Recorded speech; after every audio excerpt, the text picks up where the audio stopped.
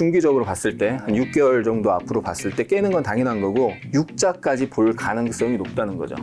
기본으로 2천은 보러 가지 않을까 저는 그렇게 생각을 하고 있습니다.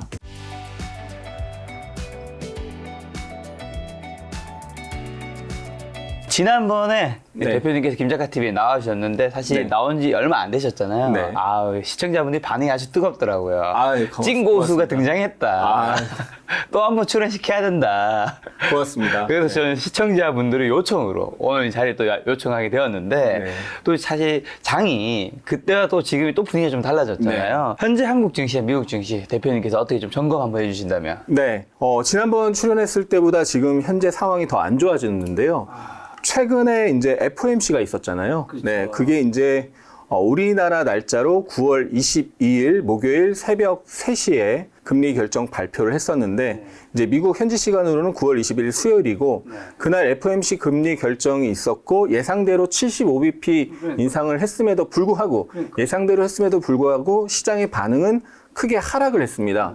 그러니까 예상대로 했으면 보통은 선반영이라는 마법의 단어가 있고 보통 이제 반등을 하거나 하거든요. 그동안은 FOMC가 있었으면은 먼저 빠지고 반등을 하는 경우가 최근에는 많았습니다. 네. 근데 이번에는 하락을 했다는 건데 가장 큰 이유는 향후 금리 전망이 이제 더 높아졌다는 거죠. 네. 그래서 결국 이 인플레이션을 단기간에 잡기가 어려워졌다는 게 더 이제 현실화된 거고 그러면 경기 침체가 올 가능성이 더 높아졌다는 거죠. 그래서 일부 사람들이 기대하던 어떤 연착륙에 대한 그런 것들이 낮아진 겁니다. 그래서 경기 침체에 대한 우려감이 있었지만 경기 침체가 오지 않을 것이다라는 기대감도 한편에 있었는데 이 기대감이 낮아지면서 시장은 하락을 하고 있는 거죠. 그래서 큰 그림이 항상 중요한데요. 지난번에도 설명을 드렸지만 나스닥이 또는 S&P 500 마찬가지입니다. 6개월 정도 큰 하락을 했고 하락에 대한 2달 반등이 정확히 있었습니다. 베어마켓 랠리라고 하고요. 그리고 나서 다시 지금 전저점 부근까지 하락을 한 상황인데요. 우리가 이제 추세와 파동 관점에서 봤을 때 이 장기 상승 추세가 있었는데요. 2008년도 글로벌 금융위기가 있었고 그 이후에 13년간의 장기 상승이 있었는데요. 그 장기 상승이 지금 깨졌다라고 보는 게 합리적인 그런 판단이 될 것 같고 그렇다면 어떻게 되느냐. 장기 상승 추세가 깨지고 큰 하락 파동이 한 번 나온 겁니다. 그래서 여기서 이제 추가적인 하락이 없이 지난 6월 저점이 붕괴가 되지 않고 다시 상승으로 가려면 이 경기 침체에 대한 우려감이나 인플레이션에 대한 우려감이 좀 완화가 돼야 되는데 그게 완화되지 않고 있다. 그리고 연준의 스탠스가 좀 명확하다. 금리를 계속 당분간 계속 올릴 것이라는 게 명확하다. 그 얘기는 기술적인 흐름과 연준의 스탠스가 같은 방향으로 가고 있다는 거고 그 같은 방향이라는 건 결국 하락, 반등, 하락으로 연결될 가능성이 높다라는 겁니다. 우리가 이제 추세라는 게 있고 파동이라는 게 있는데 물리학의 법칙에 이제 뉴턴의 운동 3법칙 중에 가속도의 법칙이 있거든요. 관성의 법칙이 있고 가속도의 법칙이 있습니다. 주식 시세에도 똑같이 적용이 되는데 관성이 한번 이렇게 작용을 하면 그 관성이 한동안 이어질 확률이 높다는 거죠. 그리고 가속도가 붙으면 당연히 그 가속도 방향으로 가는 거고요. 그걸 꺾으려면 그 관성을 꺾으려면 아이스 링크에 이 공이 쫙 굴러갈 거 아닙니까? 그 관성을 꺾으려면 더 강한 힘으로 막거나 치거나 해야 되잖아요. 그런 것이 지금 시장에 발생을 해줘야 되는데 그런 것이 이제 뭐 연준의 어떤 스탠스의 변화라던가 아니면 이번에 이제 10월 달에 발표할 어닝 시즌에서 엄청나게 좋은 어닝이 나온다던가 그런 어떤 강력한 관성을 바꿀 그럴 힘이 발생해야 되는데 그럴 발생할 확률이 낮아졌다는 거죠. 연준의 스탠스는 바뀔 것 같지 않고 그렇죠. 이익이 좋아질 것 같지는 않고. 네. 야, 그럼 미국 증시는 지금 대표님은 전저점 깬다. 그거 보시고 있는 거예요? 전저점을 깨는 거는 이제 중기적으로 봤을 때 한 6개월 정도 앞으로 봤을 때 깨는 건 당연한 거고 파동의 어떤 원리에 의하면 하락을 하고 이제 반등을 하잖아요. 그러면 이 하락한 만큼 하락하는 것이 기본 하락 목표치가 됩니다. 그러면 지우고 다시 볼게요. 이 고점에서 지난 6월 저점까지 하락한 폭을 대충 러프하게 이제 그려서 똑같이 복사해서 넣으면 8천이 깨지고 7천대를 보러 가게 됩니다. 하락한 만큼 하락하는 게 시세의 기본 원리가 되는데요. 시세의 기본 속성이 되는데요. 근데 보통 대세 상승이 끝나고 대세 하락으로 가면 하락한 만큼 하락하는 게 기본 목표치지만 그 기본 목표치를 초과하는 경우가 더 많습니다. 그러면 이제 7자도 깨지고 6자까지 볼 가능성이 높다는 거죠. 그리고 또 하나 이제 알려드리면 이건 이제 과거 미국 시장을 돌이켜 보면 분석을 해보면 알 수가 있는 건데요.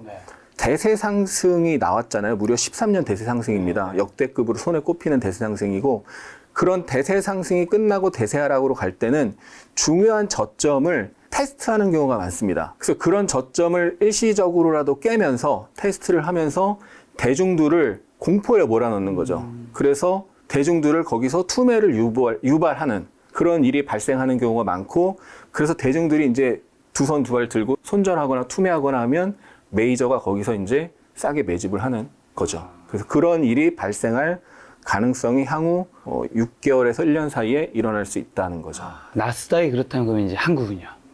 나스닥이 그렇다면 기본적으로 나스닥이 이 하락을 영향을 받는 기간 동안은 한국도 비슷하게 하락의 영향을 받겠죠. 그나마 다행인 것은 나스닥 또는 S&P 500이랑 비교해 봐도 마찬가지인데요. 제가 한번 비교를 해드릴게요. 지금 여기가 코스피 차트고 여기에 이제 S&P 500을 추가를 해보겠습니다.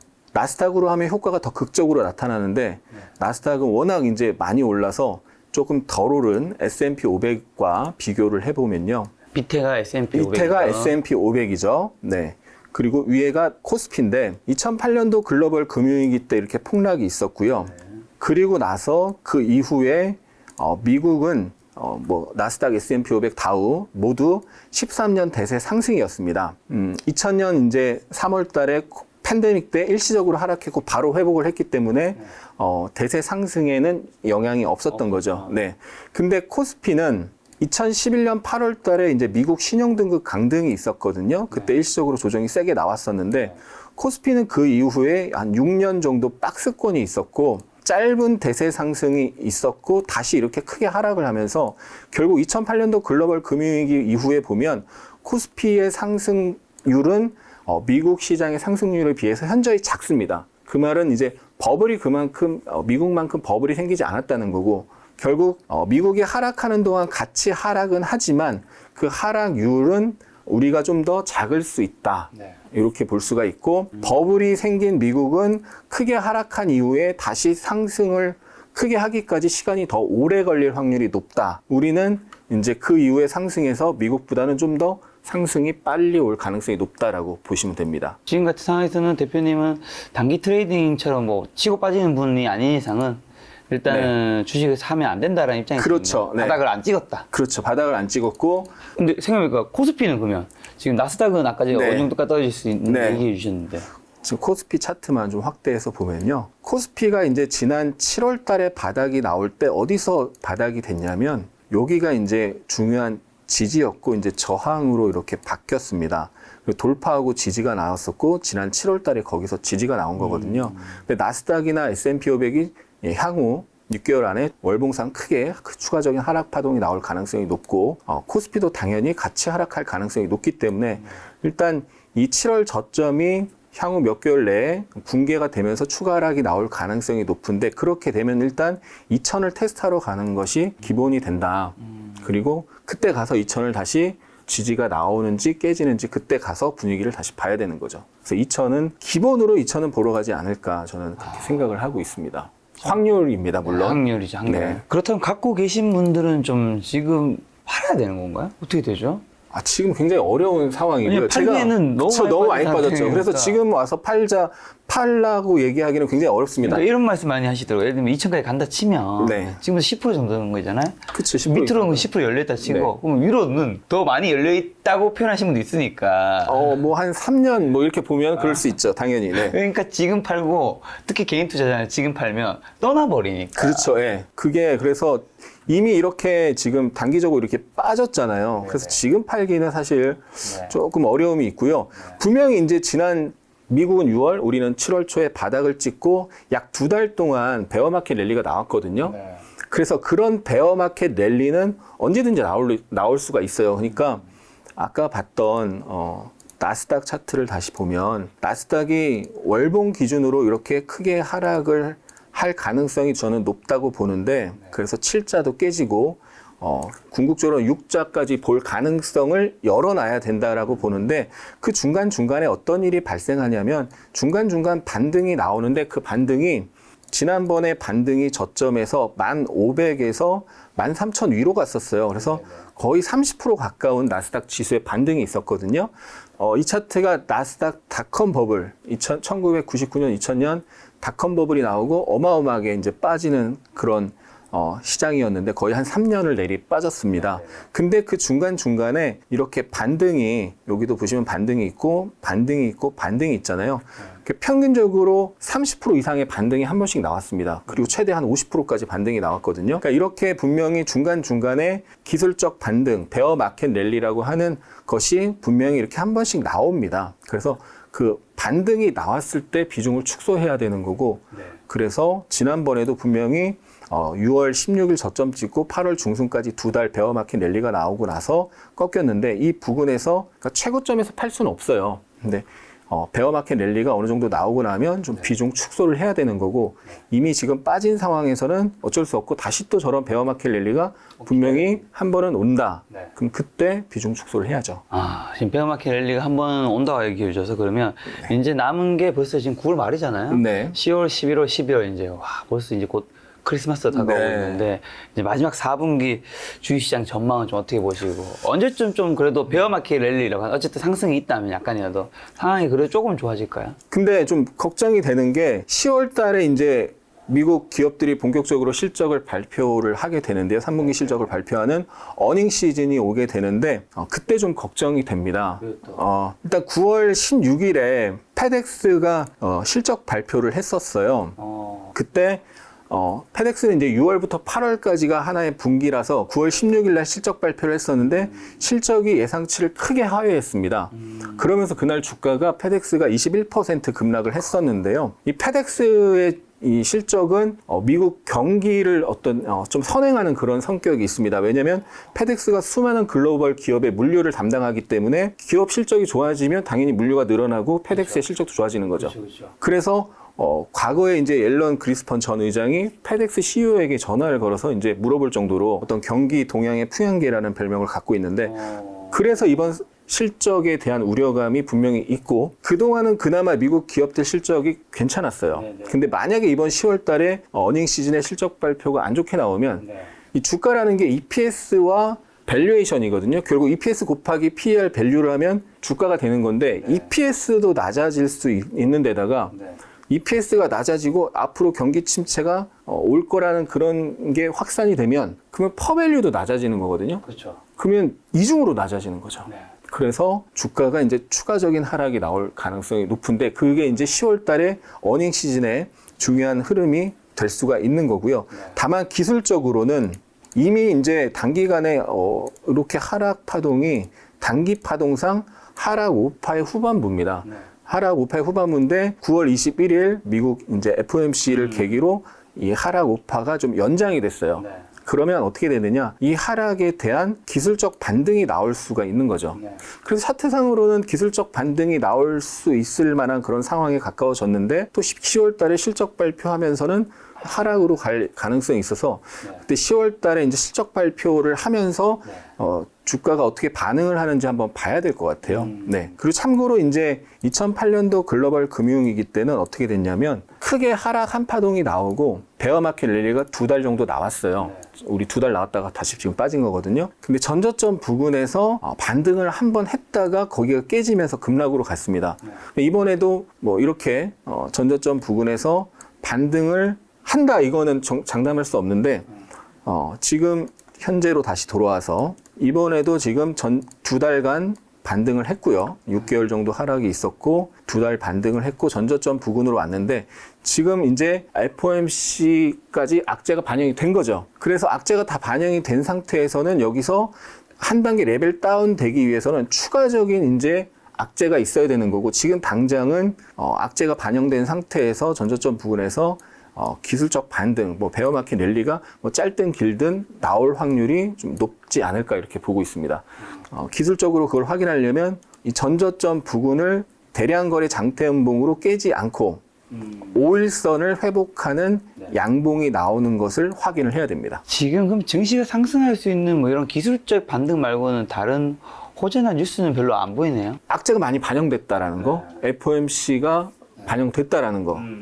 악재가 많이 반영됐다는 게 반대로 이제 호재라고요? 호재가 될 수 있는 거죠. 네. 악재가 다 반영이 되면 네. 반등이 나오는 거니까요. 향후 증시가 더 하락할 수 있는 거는 연준 스탠스가 계속 안 바뀌는 거. 네. 그다음에 기업이 이익이 이제 곧 발표될 텐데 페데스가 이제 실적이 약간 풍향계 같은 네. 역할을 하기 때문에 그렇죠. 좀 안 좋을 수 있다. 장기적으로 또 안 좋은 요인도 한번 뭔가요? 있는데요. 이걸 한번 보겠습니다. 제레미 그란썸의 이제 자료인데요. 주가가 이제 장기 상승 추세를 형성하다가 이제 가파른 상승을 하면서 슈퍼 버블이 형성되는 그런 케이스입니다. 바로 이번에 그런 케이스가 나왔는데요. 어떤 케이스냐면 이게 나스닥의 월봉 차트인데 2008년도 글로벌 금융위기 이후에 흐름을 보시면요. 이런 각도, 상승 각도가 이런 각도잖아요. 그러다가 코로나 팬데믹 때 엄청난 유동성을 풀면서 이런 각도로 올라갔죠. 이게 뭐냐? 추세가 장기간 쭉 지속이 되다가 가파르게 올라가면 이게 추세의 후반부를 의미하는 거거든요. 기본적으로. 근데 제레미 그랜썸이 분석을 해보니까 장기 추세선에서 2.5 시그마 범위를 넘어서는 상승이 나오고 나면 그 다음에 그게 슈퍼 버블이고 그 슈퍼 버블이 붕괴되면 고점에서 50% 이상 전부 다 하락을 했더라. 그게 1929년 미국이 그랬고 1989년 일본이 그랬고요. 그리고 닷컴 버블, 2000년에 닷컴 버블 붕괴되면서 그렇게 됐다는 건데 이 장기 차트는 사실 로그 차트로 봐야지 좀 더 정확하게 볼 수가 있긴 합니다. 그래서 로그 차트로 적용을 해보면 그래도 마찬가지예요. 뭐가 마찬가지냐면 상승 추세가 이런 각도로 올라갔다가 여기서는 이런 각도로 올라갔잖아요. 이게 바로 버블을 의미하는 겁니다. 꼭 버블이 아니더라도 추세 분석, 가장 이제 기술적 분석의 가장 기초적인 분석이 추세 분석인데 추세 분석에서 기본적으로 나오는 내용이 중장기적으로 이렇게 꾸준히 상승하다가 가파라지면 그게 이제 상승의 후반부를 의미하는 거고 상승의 후반부가 이제 깨지면 이제 이 전체 상승에 대한 하락이 나오는 거죠. 그러면 이 전체 상승에 대한 예를 들어서 3분의 1 하락 또는 절반 하락 뭐 이런 게 나올 수 있는 거죠. 예를 들면 뭐 2분의 1을 하면 최고점이 16,000이니까 8,000 생각. 그렇죠. 기본 8,000인 거죠. 뭐 근데 요즘에 드는 생각은 이제 8,000을 친다면 여기서 이제 20% 정도만 더 빠지면 이제 바닥은 지키고 네. 다시 올라갈 수 있잖아요. 네. 이미 많이 빠졌으니까. 그렇죠. 네. 뭐 그런 근데 이제 자기 위로 자학을 하는 그런 생각도 드네요. 네, 그렇게 생각할 수도 있겠죠. 네네. 그래서 만약에 이제 슈퍼 버블이었고 그게 만약에 붕괴된다면 어떤 이유로 붕괴가 될까라고 생각을 해봤을 때 네.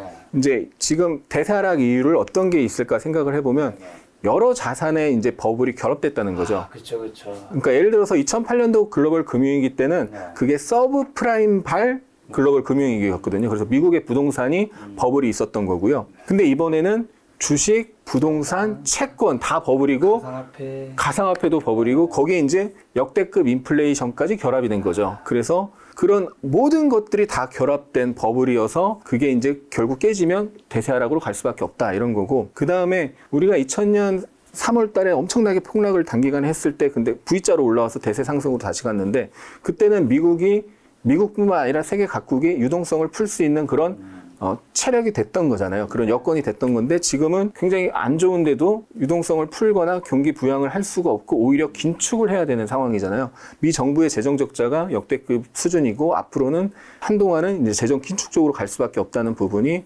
주식 시장을 끌어내리는 요인이고요. 그래서 결국 경기 침체가 올 확률이 높다. 그러면 아까도 얘기했지만 실적도 빠지는데 EPS도 빠지는데 퍼밸류도 빠진다. 이런 부분이고 그다음에 장기적으로 이제 러시아 우크라이나 전쟁이 계속 되고 있는데 이 미중 갈등도 또 더 부각될 수도 있다는 거죠. 대만 문제 뉴스가 계속 나오는데 러시아 우크라이나 때문에 미중 갈등 부분도 계속 재현될 수가 있고 2008년도 글로벌 금융위기 때는 중국이라는 어떤 버팀목이 있었어요. 근데 지금은 그런 버팀목이 없는 거죠. 오히려 미중 갈등으로 인해서 그때는 버팀목이 있었는데 지금 그 버팀목이 오히려 마이너스로 작용을 하고 있는 거죠. 그래서 이런 부분들이 대세 하락으로 영향을 끼칠 수 있는 요인이 되는 거죠. 굉장히 좀 먹구름이 많이 끼어 있는 것 같은데 혹시나 뭐 지금 같은 장에서도 그럼 어떤 주식을 뭐 사야 되는 주식도 있는지, 그리고 특히 이런 장에서는 그럼 어떤 주식을 팔아야 한다면? 기본적으로 베어마켓 랠리가 한 번씩 나오잖아요. 대세 하락이어도 그 베어마켓 랠리가 나올 때는 기본적으로 주식을 다 줄여야 됩니다. 네. 그리고 지난번에 제가 출연했을 때는 아주 명확하게 2차 전지를 맞아. 사면 된다. 2차 전지가 좋다. 명확하게 말씀을 드렸잖아요. 우리 구독자분들께, 시청자분들께 명확하게 말씀을 드렸는데 지금은 없어요. 네. 지금은 일단 왜 그러냐면 일단 아직 미국도 그렇고 우리도 그렇고 하락이 진행 중이잖아요. 그러니까 지수가 하락이 나오다가 멈추는 흐름이 나타나면서 그러면서 시장보다 강한 종목이 눈에 띄게 드러나는 거거든요. 근데 7월 저점 이후 반등하면서 가장 강했던 섹터가 2차 전지고 그 외에 뭐 태조 이방원이라고 해서 뭐 태양광이나 기타 등등이 상승을 했었는데 최근에 이렇게 연속으로 하락을 한 상태에서 연속으로 하락을 하면서 잘 나갔던 쪽에서도 차익 매물이 출회되면서 지금 시장 대비 강하면서 뭔가 바닥을 거치고 상승을 하려는 그런 종목군들이 별로 안 보인다는 거죠. 그러면 지금 그냥 비중을 줄이면 지금 이제 관망하면서 시장이 이제 미국도 그렇고 우리도 그렇고 전저점 부근까지 내려왔는데 여기서 하락이 멈추는 걸 확인하고 그때 시장보다 강한 섹터, 시장보다 강한 종목이 만들어질 거잖아요. 그쪽을 이제 단기적으로 공략을 해야 되겠죠. 그렇다면 뭐 많은 분들이 또 물려 있으신 이제 네. 삼성전자 한번 볼까요, 우리? 네, 삼성전자를 한번 보도록 하겠습니다. 네. 지금이 최저점이네요. 네, 삼성전자는 전저점을 깼습니다. 그러니까 이게 중요한 게요. 지수는 전저점을 깨지 않았는데 삼성전자나 SK 하이닉스는 전저점을 깼습니다. 이 얘기는 무슨 얘기예요? 이 앞에 그 전에도 시장 대비 약했었고 삼성전자, SK 하이닉스는 그 전에도 시장 대비 약했었고 지금도 약하다. 그래서 지난번 출연 때 말씀드렸던 부분이 삼성전자, SK 하이닉스는 지금 계속 시장 대비 약한 흐름이고 그것에 대한 반전이 나오기 전까지는 계속 좋지 않게 보고 있다라고 말씀드렸는데 기본적으로 지금 시장 대비 약한 흐름이 계속 이어지고 있기 때문에 이들 종목군은 당분간은 변화가 발생하기 전까지는 반등시마다 비중을 줄이는 종목이 되는 거고요. 지금 이제 삼성전자가요, 월봉 차트인데요. 삼성전자의 특이점을 말씀을 드리면 삼성전자가 외환위기가 있었잖아요. 1997년, 98년 외환위기가 있었고 외환위기 이후에 지금까지 삼성전자가 지금 로고 차트인데 로고 차트를 해제를 좀 할게요. 삼성전자가 신고가 상승 흐름을 보이고 나서 내려왔을 때 전고점을 넘기는 신고가 상승을 하고 나서 내려왔을 때 이 녹색 선이 있는데요. 그러니까 월봉의 62평선입니다. 그러니까 신고가 상승을 하고 내려왔을 때 62평을 한 번도 그냥 깬 적이 없습니다. 한 번도. 그러니까 여기는 깼잖아요. 이거 깬 거는 뭐냐면 그러니까 신고가, 전고점을 높이는 신고가 상태에서 내려왔을 때는 거기를 한 번도 깬 적이 없고 그 부근에서 상승이 세게 나왔어요. 근데 여기는 전고점을 돌파하지 못하고 내려왔죠. 그때는 한 번 깨졌습니다. 그러니까 고점을 높인 상태에서 내려왔을 때는 한 번도 깬 적이 없습니다. 그런데 여기도 고점을 높인 상태에서 내려왔을 때 안 깨고 다시 올라갔는데 고점을 높이지 못하고 내려가니까 이때 한 번 깨졌다 올라간 거죠. 이런 포인트 처음 보네요. 네. 그래서 삼성전자가 그동안 신고가 상승 추세가 살아있던 상태에서 처음 60월 2평으로 내려왔을 때는 한 번도 안 깨졌다. 그런데 이번에는 반등이 약하게 나왔다가 지금 깨졌습니다. 제대로 된 그전에는 깨지기 전에 이만큼 올라갔다가 내려와서 깨지더라도 근데 이번에는 깨졌어요. 왜 그랬냐?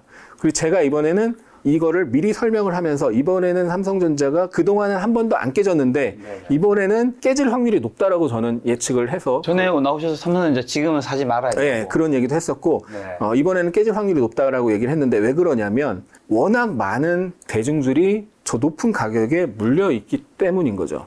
그동안은 삼성전자가 특히 액면 분할하기 전에는 비싸서 고가권에서 개인들이 많이 사질 않았어요. 그렇죠. 못 샀죠. 네, 사고 싶어도 이제 비싸니까 못 샀죠. 근데 이번에는 동학개비 열풍이 불고 그 전에 이제 액면 분할도 했었고 그래서 엄청난 대중들이 삼성전자를 매수했고 지금 깨진 거죠. 그래서 지금 삼성전자는 당분간 이제 애널리스트 분들의 의견을 봐도 당분간 디램 업황이 안 좋아요. 당분간은 일단 최소한 올해 말까지는 안 좋고 내년 상반기까지도 안 좋습니다. 근데 주가는 그걸 선반영해서 움직이기 때문에 내년 하반기부터 만약에 디램 업황이 좋아지면 내년 상반기에는 바닥을 찍을 수 있다 이렇게 얘기를 하는 게 대세적인 이 반도체 업황 쪽이거든요. 근데 그런 걸 떠나서 수급상으로도 지금 굉장히 많은 대중들이 물려있고 그동안 한 번도 깨지 않았던 60월 이평을 깼다는 거예요. 이 얘기는 그만큼 수급이 안 좋다는 겁니다. 그러면 이 수급이 어떻게 해야 풀리느냐? 디램이 업황이 엄청나게 좋아진다거나 상상도 못할 만큼 대중들의 상상을 뛰어넘는 그런 초호황이 온다거나 근데 지금 당장 그럴 가능성은 없잖아요. 그렇죠?